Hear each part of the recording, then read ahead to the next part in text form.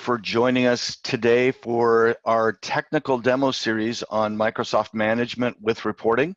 My name is Bob Rose. I'm the Senior Product Marketing Manager for DDI. And joining me today is Roger Barlow, our Senior Product Manager, and Philip Parker, our Senior Technical Engineer. Welcome, Roger and Philip. Thanks. Good morning, everyone. So today we are going to spend some time to show you how to save time and automate DDI with Microsoft Management. And so Roger, just as we get started and to kind of tune up, since we're a little early in the morning here, Pacific Coast time, what are some of the key concerns and problems that network and Microsoft admins face regarding DDI? So, you know, as we talk about automating DDI, and we talk about some of the concerns and problems and some of the things that Microsoft and network admins face, you know, one of the things, right, is inefficiency and a challenge that perhaps is caused by IP management versus spreadsheets and home-built tools. Roger, what are some of the challenges also that we encounter?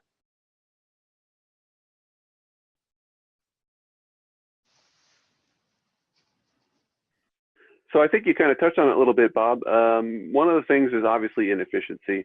When you don't have a good IPAM system in a Microsoft environment, it's very likely that you could run out of IP addresses either in your DHCP ranges or your networks. A lot of times what happens is people use spreadsheets or something of that nature, or home-built tools that don't actively probe and scan the network for IP utilization. And you can never really stop somebody from getting on the network if they plug into a hard line and just put in a static IP address, and you never know they're there unless you have those active scanning tools. So if you don't have those in place, those can certainly be challenging in Microsoft environments. Also, if you do have those sort of conflicts, or you have, you know, people grabbing IP addresses arbitrarily, you can tend to run into IP conflicts, which could result in network outages. You know, maybe you have somebody statically putting in a DHCP IP address, and then when a lease runs out, someone else tries to grab that address, and it results in them not being able to get online. And then you also have a lack of visibility in those sort of scenarios, right? If you can't see what's going on, it's very hard to prepare and structure your network and your IP allocations. It really just sort of becomes the Wild West of networking. And then the other challenge is just around the manual processes, right? So things like trying to keep your network topologies updated in Active Directory sites and services gets to be a challenge. It gets to be a manual process. You have basically two separate groups, right? You have your Microsoft team and your network team managing two separate definitions of what the network looks like. And if those become discrepant, those services don't really perform as well as they're supposed to in terms of people logging onto the network or finding the closest printer or whatever services you're leveraging with Active Directory sites and services. All right, no, that's awesome. So as we get started today and we look forward, why don't we move then into the agenda, and we're going to talk just quickly about what's ahead in the few minutes that we have to share with you ahead. We're going to give you an overview of Microsoft Management, and specifically we're going to be looking at some of the key initiatives that many companies face, some of the challenges, and also some of the common use cases around DDI management. And then we're going to get a little more technical and talk about Microsoft Management from Infoblox, and specifically where it fits, how it's done, and some of the security and reporting features and functionalities. And then we're going to break into a recorded demo that we have for you as well. And then we're also going to talk about some of the success stories and some scenarios that customers face when they're looking at DDI and DNS, DHCP and IPAM management. And then we're going to look at, you know, why specifically would a company want to look at Microsoft Management from Infoblox. And then We'll talk at the end about some of the resources that we have. We'll do a wrap up and we'll have some Q&A. Now, during this presentation today, if you do have questions, Philip Parker is with us, kind of working in the background a little bit, and he will be answering some of those questions via chat as you have them. So we will be addressing any open questions that are at the end, but just be aware that he'll be answering those as we go. So as we look forward to the next slide and just kind of giving an overview of Microsoft Management, what is it specifically? And so it's DNS, DHCP integration that really helps IP DNS conflicts and network outages to be avoided. It really extends value of the Microsoft infrastructure, and it also provides central management visibility of DNS and DHCP for troubleshooting without agents or performance impacts. In addition to that, it automates DNS and DHCP component syncing for time and process savings. So that's way more advantageous than trying to use spreadsheets and home-built tools. How does it work? Well, it provides IP address management for Microsoft DNS and DHCP services. And it, as I just mentioned, replaces spreadsheets and home-built tools and manual processes, because this is really a purpose-driven, kind of cost-effective, automated workflow tool. And so it integrates with Active Directory for site and service management. And it also delivers identity mapping for greater user visibility. And then it also provides reporting and analytics for audits and metrics, and looking forward for planning as well, in terms of having resources available when you need them. So what's in it for you as we move forward? Well, you'll learn today how Microsoft Management provides instant DNS replication due to our Infoblox grid versus Microsoft DNS replication that can be impacted by Active Directory. It also improves access through high availability to protect individual service locations, and DHCP failover to protect the overall service, because we provide an ongoing continual path to another server.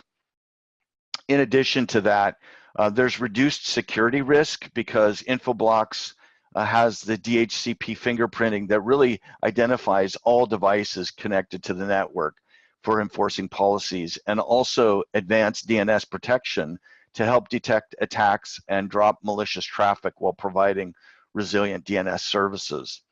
In addition, you'll learn about automated provisioning of IP addresses to newly created virtual machines, release of IP addresses, and to be able to really clean up DNS records when virtual machines are taken down. And you can do that really in seconds instead of hours or days. And finally, there's the visibility across the time span, past, present, and future. Infoblox reporting extends visibility across transaction paths, really for better troubleshooting. And then we also have analytics that help improve operations, while trend data aids in capacity planning and anomaly detection. So all of that is a good summary of what Microsoft Management is all about. So as we look at some of the key initiatives, Roger, it seems like efficiency and visibility are two of the key things that people look for in Microsoft Management. Can you talk to us a little bit about efficiency specifically and what value it is to the business?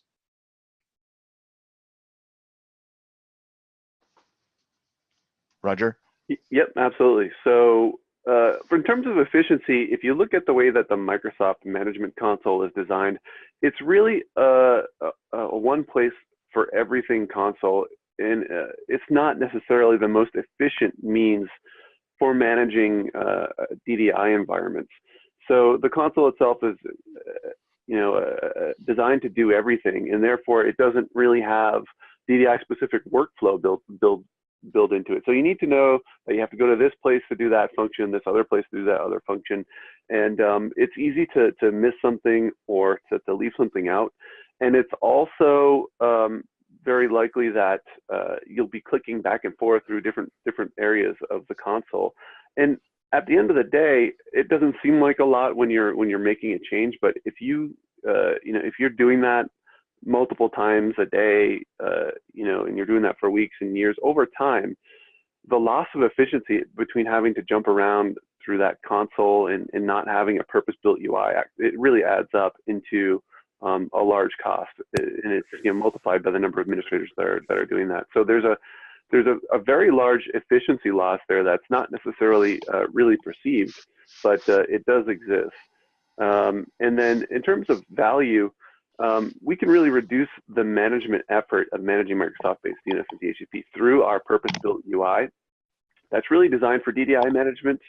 We also integrate with Active Directory sites and services to bridge the gap between network administrators and Microsoft administrators, to make sure that as network administrators make changes to the network topology, that Active Directory sites and services is automatically updated with those changes to the topology, so that we don't interrupt the efficiency of those services. And then also, we're able to quickly map identity IP addresses, so we can integrate into the Active Directory system itself and look at the authentication history and see what users are doing authentications from what IP addresses, and use that data to enrich our IPAM so that you can get exact visibility into what users are on what IP addresses at what time.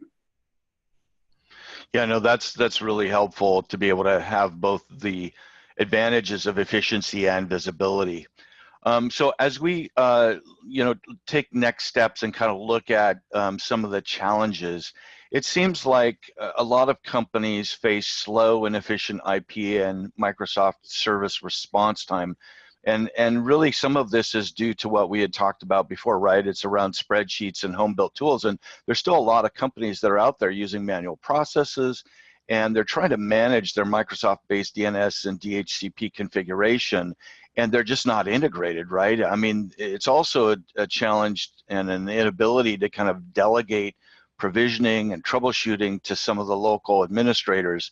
Some of the lack of integration, as I just mentioned, with Microsoft sites and services, and then some of those other challenges in terms of inefficiencies, detecting, identities and who is using an IP address. So all of those things can really impact how well you're managing your DDI solution as well. Roger, any thoughts to add to that? Not on the efficiency side, but on the visibility side, one of the big challenges is just not having that single view of the network, right? Not being able to paint that full picture. When you're in the Microsoft Management Console, sure, you can see the IP address that you're looking at, at the moment, or you can see the network that you're looking at the moment. But what you don't really get is that big picture of what's going on the network. Yeah, no, that's really a problem. What about query history and being able to see that? So while Microsoft does provide a mechanism to get query logs out of Microsoft DNS, there's no built-in tool that really helps you collect all that and then easily search and report on that. So the facility's there, and that's good. Just like the facility's there to provide DNS or DHCP protocol, but at the end of the day, they didn't go the extra mile to really provide the necessary tooling to take advantage of that. Yeah, and that can certainly be, a challenge, especially if you have audit and other related historical records that you need to look at. So these are some of the challenges. What we'd like to do now is kind of shift our focus to some of the common use cases. So obviously, core network DDI is one of the key use cases for this, obviously, in terms of managing and ensuring availability of core network services for DNS, DHCP, and IPAM. Access control is another one, being able to manage and control who actually has access to the network, to the company's servers, to the data, and to be able to have a role-based solution so that can be defined. That's another common use case. We have server installation and configuration challenges as well, where we need to identify server roles and storage, Active Directory, and group policy. you know, file and print and web services, remote access, virtualization, and the other things, including troubleshooting and performance. And so, you know, having to do all of that manually can really be quite a challenge and can take up quite amount of time, a large amount of time and resources that just may not be available. In addition to that, automating the network so that device and service provisioning can be done and ensuring network uptime and optimum performance. All of these things are important uses of Microsoft Management. And then we have change management and reporting as well, being able to configure automated methods and doing mass changes, and especially policy audits and enforcing, you know, those changes, as well as generating reports. So these are really 5 of the top common use cases that we have with Microsoft Management. And so with that, what we'd like to do now is look toward our first polling question today. We'd like to look to you for your feedback on what is your biggest challenge in dealing with your existing Microsoft infrastructure. And so there's just 4 answers there. Go ahead and take a moment now, read through those and select your single best answer. When you're done with that, we will close out the poll and we'll take a look and see for this group and this session, which is the biggest challenge.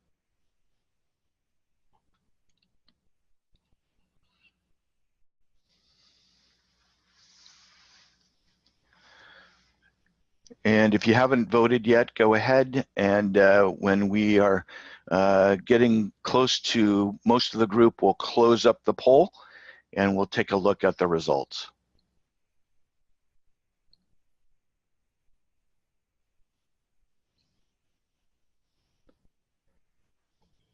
You know, for me, Bob, after having used Infoblox for so long, I would probably check all of these.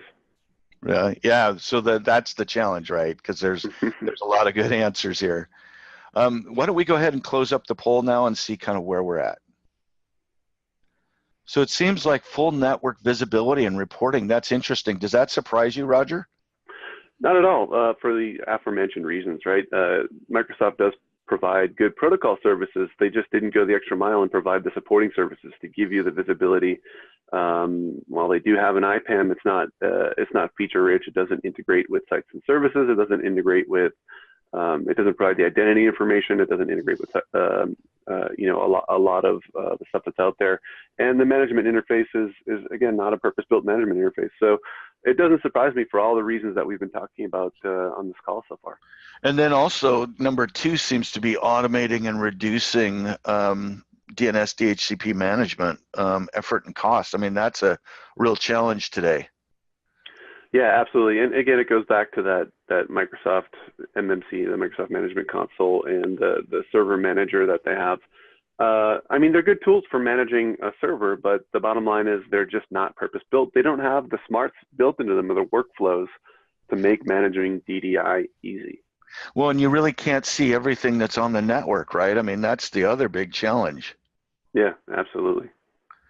So thanks everyone for your input. That's really helpful. As we look to the next slide, Roger, can you take us through, you know, where it fits and really how this extends additional capability for Microsoft and network admins? Yeah, absolutely. So Infoblox Microsoft Management allows us to interface with Microsoft servers on your network that are providing DNS and DHCP servers. So you don't have to take those out if you don't want to. We can provide you additional value if we replace those with Infoblox servers. And of course, Infoblox can fully integrate with Active Directory and provide DNS services for Active Directory. But if you choose not to replace that, that's fine. We can provide similar advantages by integrating through MSRPC, talking, you know, Microsoft native protocols to Microsoft DNS and DHCP servers, and provide a central DNS DHCP management. Now, this is completely agentless because we're using that MSRPC connection, and we can talk to multiple forests, multiple domains, all from one centralized management system. So there's another advantage that we provide. You know, if you're bringing on new domains or you made acquisitions over time, it gets even more difficult to get that single full picture, and that's where we can really provide some value there. We also have some advantages thanks to the Infoblox grid technology that allows us to do even more effective and faster syncing of data between our what we call grid members. And those can actually have advantages over AD replication. Some of you might have experienced slownesses in AD replications, which have resulted in delayed login times or discrepant information between domains.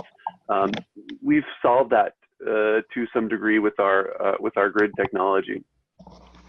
We've also got AD sites integration, which I mentioned. This helps again bridge the gap between network admins and Microsoft admins. We've got customers that buy our product just for this feature because it's such a challenge for them. They heavily rely on that Active Directory sites, and the network guys are constantly making changes to the network and not telling the Microsoft teams. And what happens is someone tries to find their closest printer, and they end up finding, you know, a printer that's 2 buildings over and have printed 10 copies of a document waiting for it to come out of their closest printer, and it's not happening. Or AD authentication takes forever. It takes, you know, 30 seconds to authenticate anytime they check their mail or try to print a job or log into their computer. So those kind of challenges we can help alleviate. Also, identity mapping. Once we've made this connection, we integrate with the AD authentication logs, and in those logs, it keeps a log of what IP addresses made an authentication to AD, which includes the user. So we can map that IP address to that user at that time. And that gets integrated with our DHCP lease history and our DNS firewall information. So we can actually connect the user to who had an IP address at a given time, or what sort of malicious activity was happening in the environment. And that really saves a lot of time in the troubleshooting process when it comes time to pick up the phone and call somebody and say, hey, you know, what's going on? Well, why is all this malicious activity happening on your computer? Or when you need to send somebody out to do a malware scan on someone's system, you know whose system you can go after. And then the final thing about this is our reporting analytics component, which we recently built out to support all of this protocol activity going on in the environment. We've almost got a one-for-one mapping on our DDI reports now with Microsoft versus using our own protocols. So we have rich information on what sort of activities are going on, and we can produce historical trending and graph information about the performance of the protocols over time. And we've got a rich set, which I think we actually have some information on later in the slide deck. Right, and Roger, there's also you know, some pre-built reports, right? They're available, as well as the ability to customize some of those reports as well. Exactly. All right. So as we take a look really at how it's done, Roger, you know, seamless integration, bidirectional cooperation, enterprise management essentials. Can you walk us through some of that and talk to us a little bit about how that works? Sure. So as mentioned, the integration is seamless. Automatic synchronization. We've got certified Active Directory support. We're actually a Microsoft Gold partner, so we're experts on the MSRPC communications. It's been certified by Microsoft to their specifications. No agents are required, so there's no impact. We know that Microsoft admins don't like to have a bunch of software kicking around in their domain controllers. So it's very lightweight, nothing to install. It's bidirectional communications. So that means that you can take advantage of our capabilities by using our UI in our streamlined workflows, but you might have some admins that just don't want to move away from MMC, or maybe they're doing other things in the environment and it's just convenient for them to continue to use MMC. That's completely okay. It's not going to cause any sort of conflict if you've got a handful of admins that continue to use MMC and then another set of admins that use our interface. It's perfectly okay. And that means that we're actually making it easier for those teams to work together.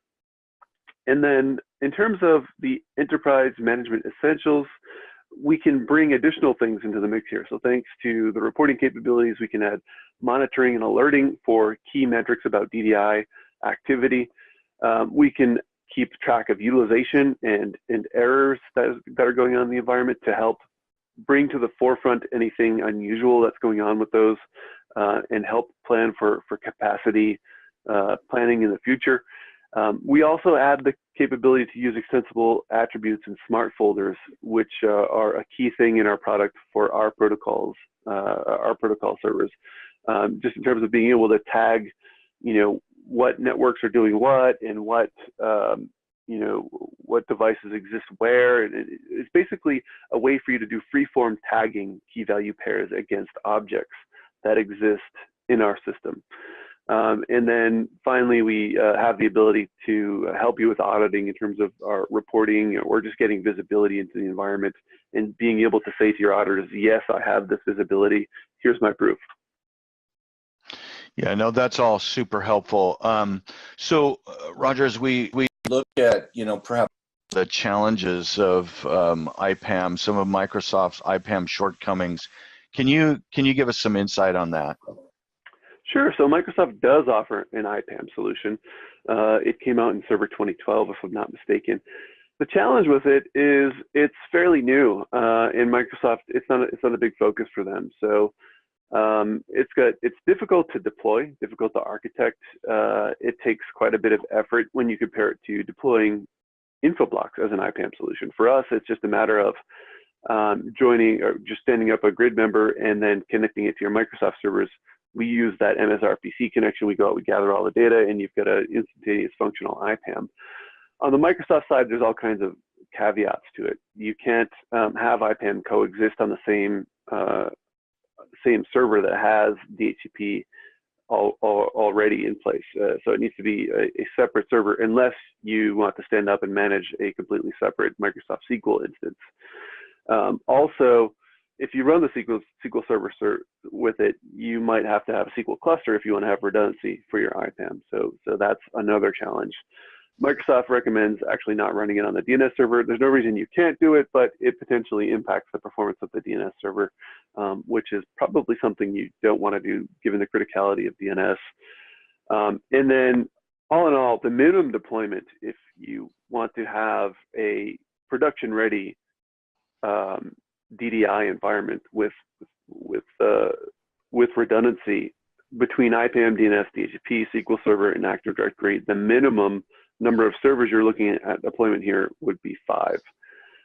There's multiple reboots that are required to get all of this to work, which essentially amounts into disruption of services. So if you just want to add IPAM into your existing environment, adding Microsoft IPAM could potentially disrupt your existing DNS and DHCP service, which would require, of course, a change window for deployment. So there's a lot of challenges when you compare it to the simplicity of just adding Infoblox. It's just a matter of, again, standing up one of our appliances, 2 for redundancy, and then connecting them to your Microsoft servers. No reboots required on the Microsoft side.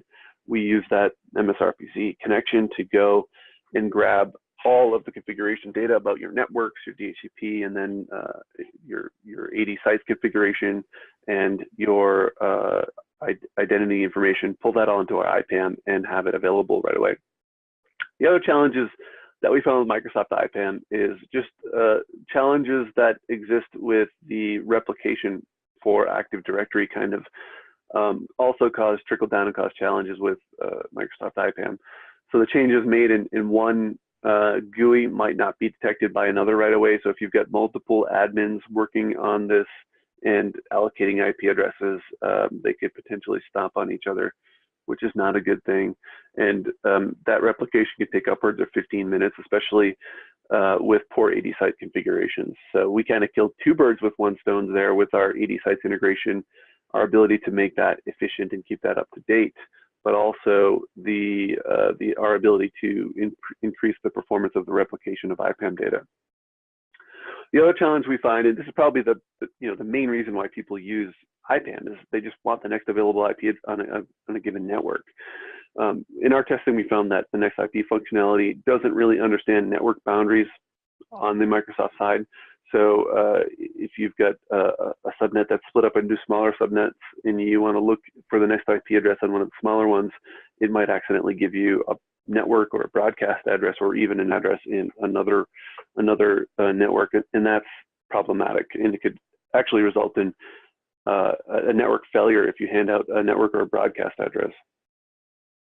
And then The other thing that we found is that the Microsoft IPAM has incomplete discovery.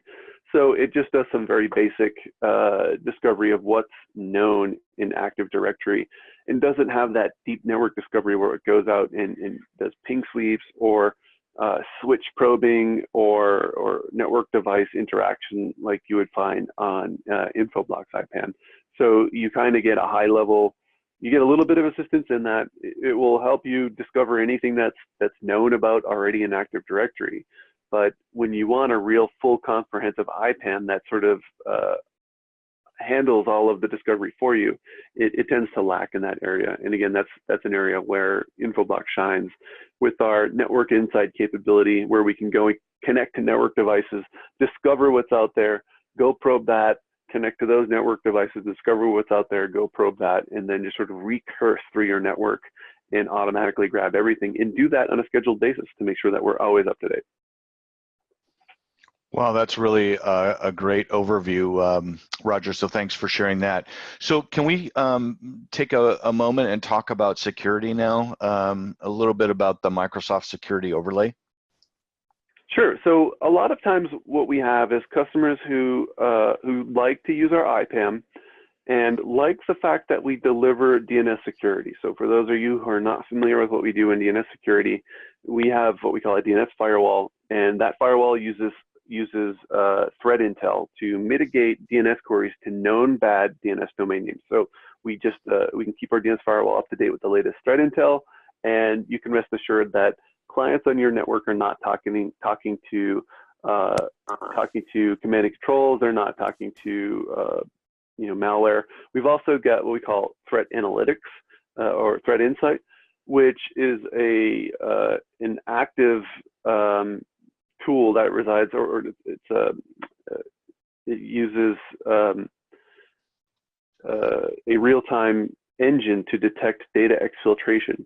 So if someone's trying to use DNS as a means to get data out of your network, which is actually quite easy to do, because most traditional firewalls don't understand the DNS protocol. They don't understand when someone is doing a DNS transaction that is a way to sneak data out of the network. But if you're more interested in that, do a Google search for iodine DNS, and you'll see how easy it is to exfiltrate data. Basically, what that is, it's an SSH server that tunnels data over DNS. And if you're familiar with SSH, you know that once you have an SSH connection anywhere off of your network, you can do port mapping and very easily get data to transfer across that. So this is a real-time engine that detects the patterns in DNS queries that look like exfiltration attempts, and it's highly effective.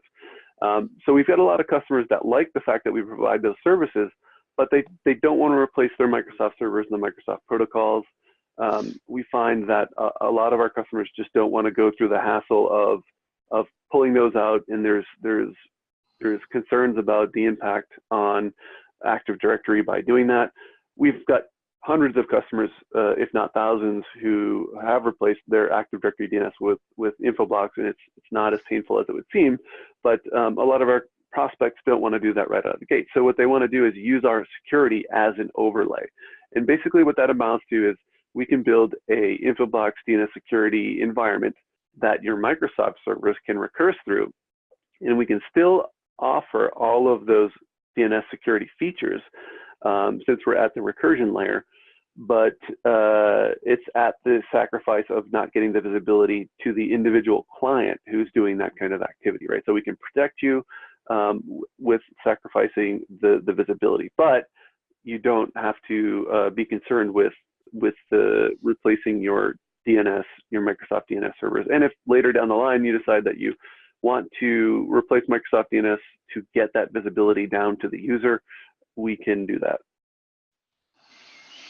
All right. Now, earlier, Roger, you were talking about reporting, and let's take a look at reporting now, just in terms of, how easy it is to add on, and how easy it is to deploy.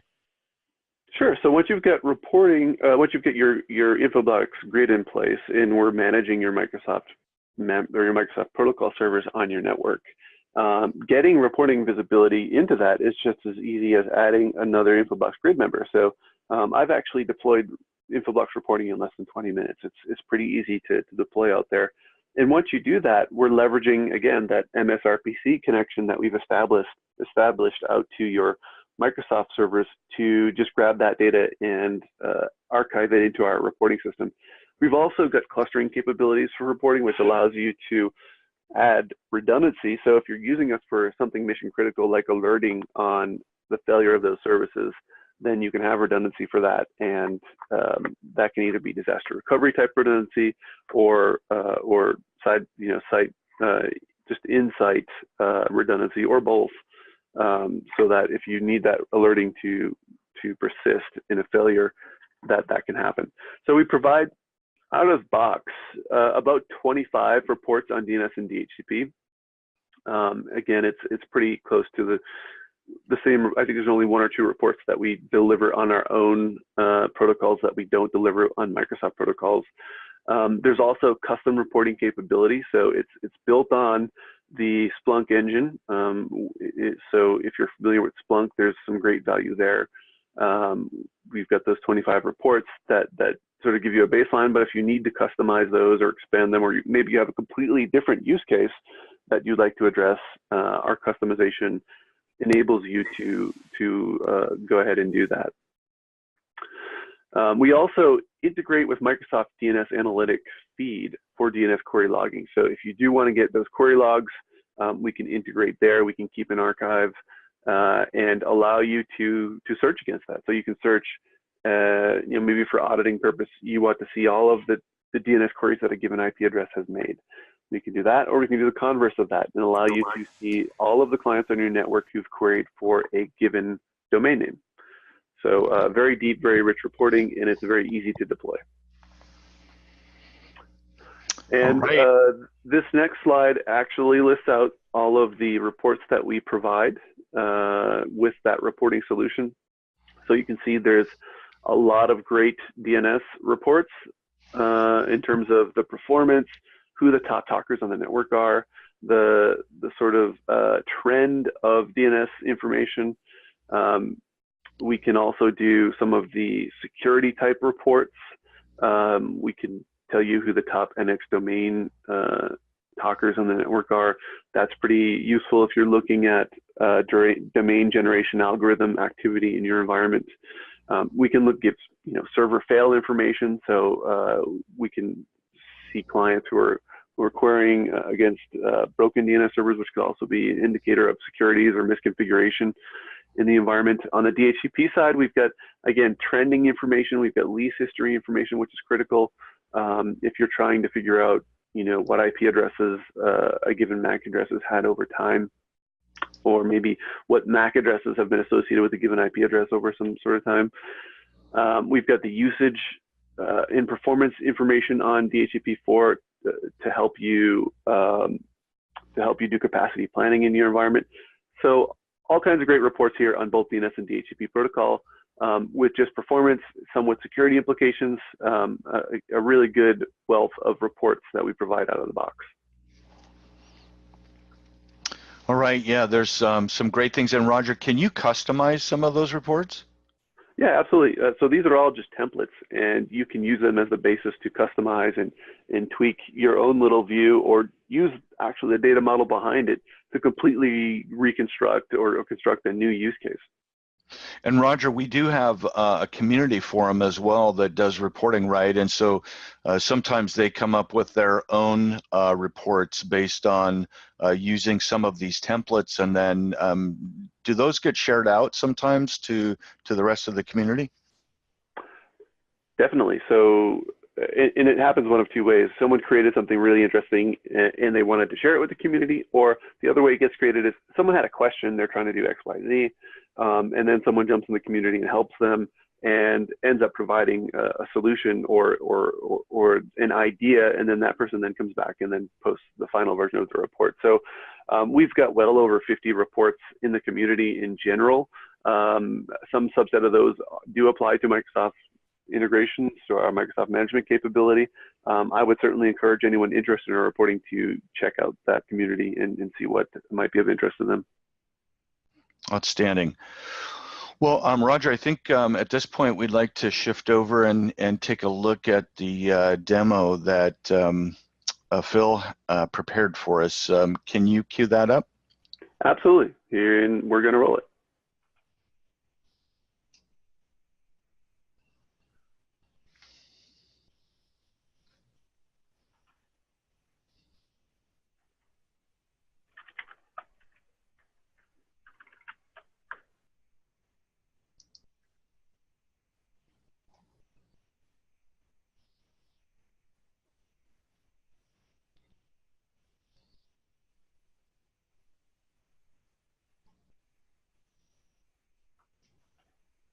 Yeah, it looks like we have some audio problems with this. So I'll try and talk over this a bit as we go along. So we're going across the data management. We had a quick look through the dashboards, which can show you the linkages across to the different Microsoft servers that we're currently syncing with.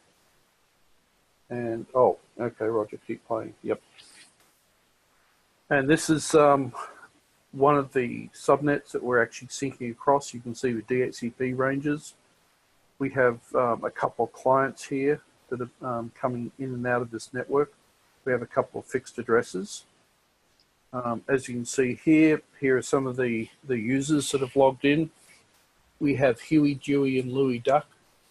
They're obviously on their clients. They're logging in and out. And you can also see user history. So you see both active users and a user history. And as you can tell, the administrator is very busy. You can see the lease history here. And these are basically the Microsoft DHCP servers. And you can see that it's sharing them across both for redundancy. We have a full view of these servers and also their failover associations as well. These are both editable and synced from our interface. And there you can see the DNS server that's serving it, and it happens to be Active Directory and DNS on the same server. Here we show our grid. We obviously have a GMC, which allows us for DR, reporting server and things like that. And here are the three Microsoft servers. One is an AD, the other two are DHCPs. We also sync across, obviously, all of the AD domains. And we have a specific Microsoft log, which allows us to view and see how the interaction between us and Microsoft is going on and any sorts of errors that might be occurring. Obviously, we're fully integrated in reporting. So a quick one here is just the user logon history. And you just see which users have been logged on and from where. Obviously, there's other information where you can pull up the DHCP records. And if you're doing things like RPZ, if we are seeing the RPZ, then we would also be able to identify the who, by, what, where of users as far as their RPZ hits. RPZ obviously is response policy zones, and we do that for security. And I think that's the end. All right, thank you, Phil. We appreciate you walking us through that. And so now what we'd like to do is take a look at our second polling question. We, again, want to reach back to you. As you consider your own company situation, what would be your top priority in improving your network infrastructure? There's a number of choices here. Select your best single answer, and we'll give you a few minutes, just actually a few seconds to do that. And then when we have a good number of people that have responded, we'll go ahead and close the poll and take a look at the results.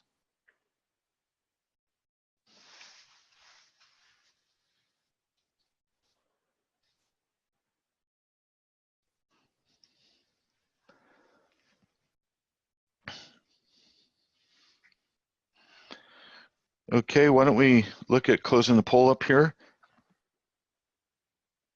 and take a look at the results. It looks like moving away from manual spreadsheets and home-built tools for managing IP addresses.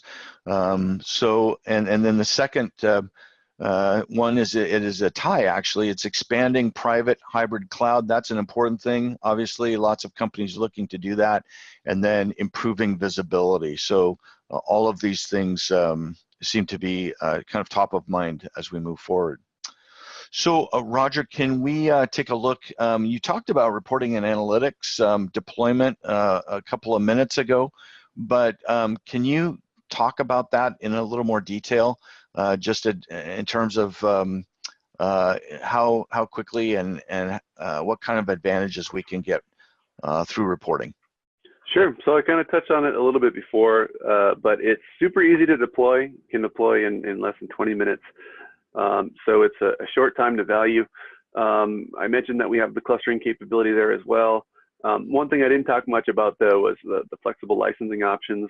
So we've got perpetual licenses, we've got subscription licenses, and the reason we've got two different license models here is because if you're doing something at a large scale, like query logging, it requires typically a larger amount of infrastructure. So if you think that every DNS query potentially ranges between 150 and 170 bytes, if you're doing hundreds or thousands of queries per second, and you want to keep a query log that's going to span back, 6 or 12 months, that's going to require a substantial amount of infrastructure to do that. So one of the ways that we can address that is with our subscription licensing. In our subscription model, you basically license our reporting server by the amount of data that you're putting into it. And we give you the option to have an unlimited amount of infrastructure behind that. So you can use our virtual machines, configure the CPU, the memory, the disk, however is necessary in order to get the retention and the performance that you need. And we can obviously help you architect that. And ultimately, you end up getting the solution that you need that meets your business requirements. And our perpetual license is also a good option if maybe you're not doing that query logging, you're just looking to do basic reporting. It's basically aligns to our other appliance model. You buy an appliance, it comes with a fixed size and is priced. The price, there's different price advantage to taking that approach. So very flexible in that realm. Also, in the query logging use case, we also have a tool. It doesn't apply much in this environment, called the data connector, which improves some of the performance. But if you have a hybrid environment where you've got some Infoblox protocol members, this tool can be of an advantage to reduce the impact on the Infoblox grid member and reduce some of the bandwidth when indexing the query logs into Infoblox. All right. Well, thank you, Roger. That's great insights on that. So what we'd like to do now is talk about some of our customer successes. So one of the customers that we worked with was the Council Rock School District. So this is obviously the education market. They have lots of public schools. In fact, they're the 12th largest school district in Pennsylvania. They've got over 11,000 students. They've got 16 different campus locations, and they were really looking for visibility and efficiency. Their challenge, though, was they had bind DNS and QIP IPAM systems, and those were just really too difficult to manage. They were unreliable, and so they came to Infoblox. What we did for them was we gave them core network services, so internal, external DNS with Microsoft Active Directory, DHCP, and IPAM. And then we also did a DNS firewall, the disaster recovery, and then the Infoblox professional services to kind of tie it all together. So the outcome of that gave them a single integrated, secure, and highly available platform. As Roger mentioned before, the agentless Microsoft integration, they got a lot better performance, and also they were able to automate their DNS blacklisting. So, they were very happy with their overall solution, and they continue as a customer of Infoblox today. Roger, what about Steward? Have you Can you share with us a little bit around what Steward did? Sure. Steward is in a healthcare vertical, and they were really looking to get more visibility and efficiency out of their environment. So they're a healthcare provider, over 17,000 employees, over 2,000 hospital beds across 11 hospitals, and they're serving more than 150 communities. So their challenge was they're constantly merging and acquiring other hospitals, which really left this just crazy sort of topology of Microsoft domains and trees and forests. And they just had no visibility into that. If they wanted to connect to one domain, they had to go to one domain controller, launch, Microsoft Management console from there, or if they were trying to go to another one. And of course, they were putting together trusts and whatnot, but trying to get visibility into 8 different domains was a real challenge for them, and it was seriously cutting into their efficiency.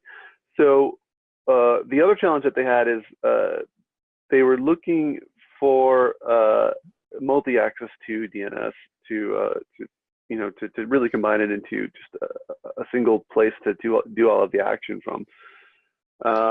So what they ended up using was some of our grid masters with Microsoft Management, and they were actually using our DNS and DHCP for select services in their environment not related to Microsoft. So we were actually able to give them some additional value on our protocol side as well.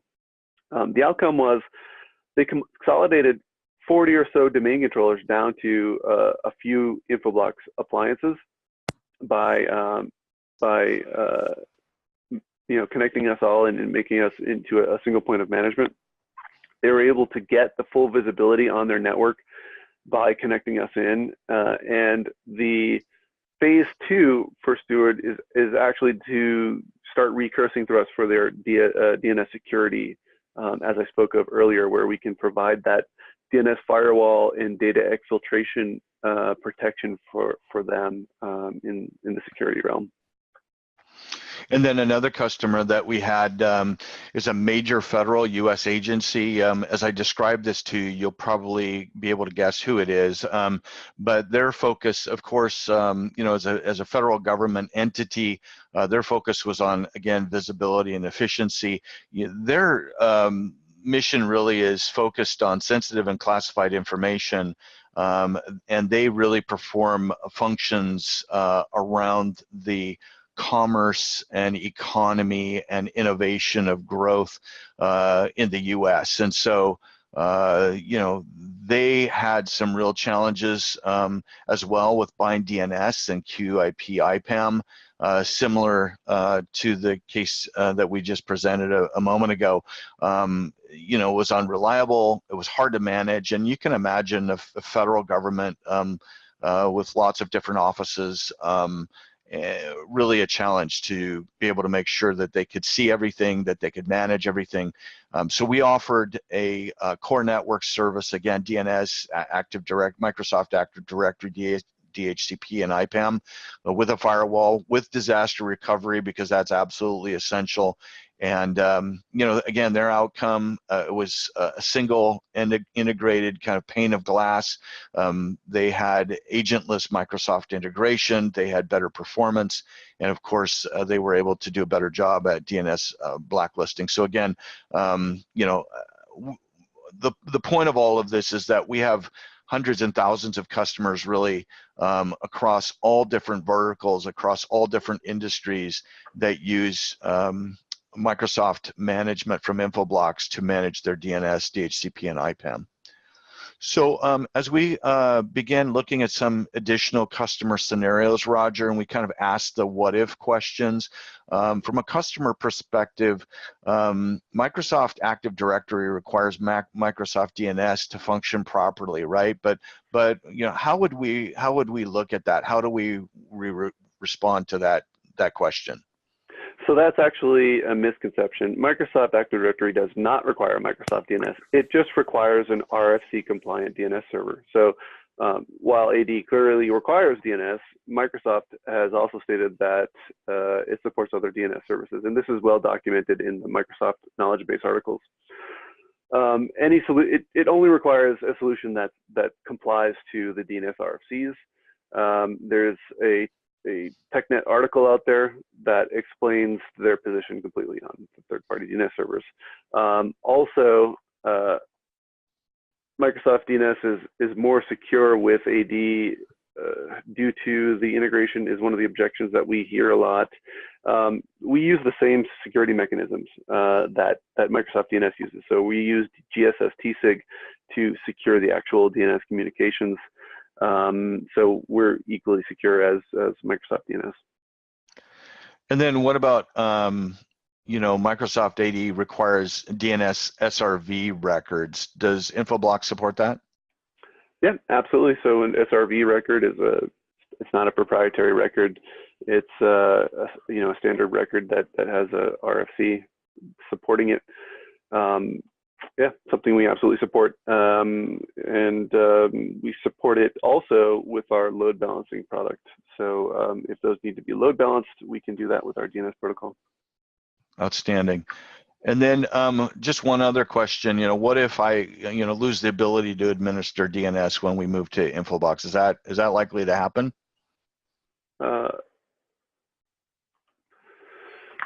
So no, the admins will always have the ability to manage DNS in their zones. There's a really strong role-based access control mechanism built into Infoblox. So we can potentially even add better controls around that to make sure that that you can delegate portions of that administration out to people without giving them, you know, too much power to potentially break something. So there can actually be advantages to moving over to Infoblox as the management platform. Okay, well, as we get ready to wrap up here, you know, what are some of the key takeaways, right? Well, why Microsoft Management from Infoblox? So yeah, to sort of recap, you know, one of the advantages is the distribution of Microsoft Management across teams. So being able to tie together network administrators and Microsoft administrators, and also the ability to delegate or divide those capabilities out to other groups. Other advantages: extending the existing infrastructure with IPAM, so just adding better visibility that you wouldn't get otherwise, even with Microsoft's own IPAM, thanks to our integration with AD sites, with the Active Directory identity information. Also securing the role-based DDI management, so we can, you know, again, enable you to delegate out a subset of the DNS management to maybe a junior admin and just allow them only access to their environment so that they can only shoot their own foot off. And then the seamless integration into the existing Microsoft infrastructure.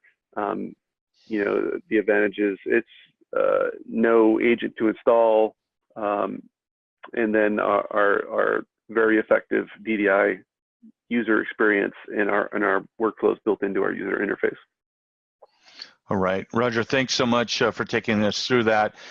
We do have some resources available for everyone. So this presentation and recording will be sent out after the event today. There's some great resources. We actually want to send out a report that we have called the Tolly report that talks about ROI using Microsoft Management from Infoblox, so that's going to be forthcoming. Roger, we just have maybe a minute or two for a question that might remain. I know that there have been a number of questions that have come through, so just in the chat. Yeah, so Philip's been working behind the scenes to answer those questions. Philip, did you have any particular questions you wanted to surface or bring to the broader audience?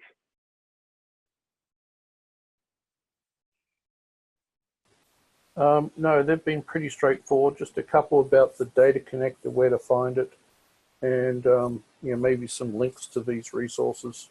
And I believe you're going to do a follow-up email with that. That's right. That's exactly right. And any questions that we didn't have time to address, we will follow up on those as well. So to everyone that was here today, thank you so much for joining us. Roger, thanks so much for your information today. And Philip, thank you as well.